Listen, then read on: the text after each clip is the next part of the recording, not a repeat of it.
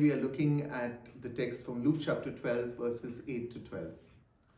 Luke's congregation was battered by opposition from within and without. From within, the community was divided by cultural and religious differences, which they professed before they became the followers of Christ. Then, to compound matters, this little flock also had to face persecution from their Roman overlords. This section of Luke's Gospel, which began in chapter 12, verse 1, and which will end with verse 59, will highlight the great challenges that the people of the way were faced with. To a community under threat, lying low would make good sense. Yet the Lord demands boldness from his disciples, a boldness to testify and acknowledge him before men. Luke, in recalling the words of the Master, strengthens the fledgling faith of this congregation, yet at the same time, he holds them to a very high standard of heaven. The call of Jesus is not necessarily to be a street corner, Bible-wielding Christian. That ministry is laudable as it may be, but it's not everyone's cup of tea. However, a simple examination of consciousness at the end of the day will enlighten our minds of the Lord's presence in our day. That protection, that peace, that presence which we take for granted must be shared with others. And in doing this, we acknowledge Jesus before men, as we read in verse 8. You see, it is not by our strength that we accomplish the many challenges of life, but we do so by his grace. When we foolishly attribute every success to ourselves, then we bring condemnation upon ourselves, thus denying him before men.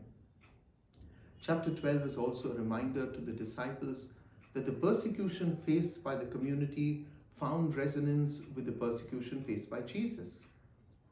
However, there are Rubicons one does not cross, and the Jews, in their constant attack of Jesus, had done that on several occasions.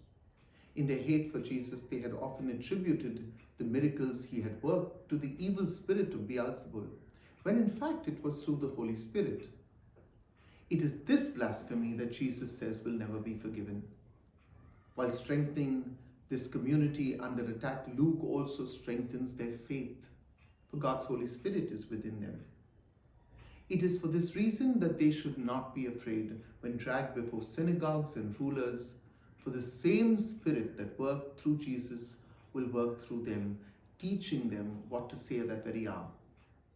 This text must not be misinterpreted by preachers or by Bible teachers who may be in the habit of preparing their homilies at the very last moment. Preachers who hope to find inspiration at the last minute, standing in the pulpit, should not cleave to this text. In all of this, Luke aims to strengthen and motivate his persecuted community.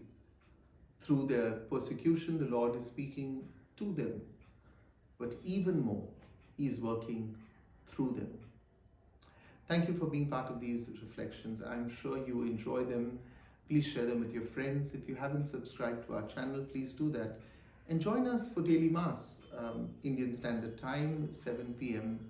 You can also send me a WhatsApp message. Don't call on this number, but WhatsApp me with your reflections, your thoughts, and your petitions for the Mass, which are read 10 minutes before we celebrate the Eucharist. The number is +91 98202 42151. Remember, this number is an office number of my office, and so my staff will forward your messages to me.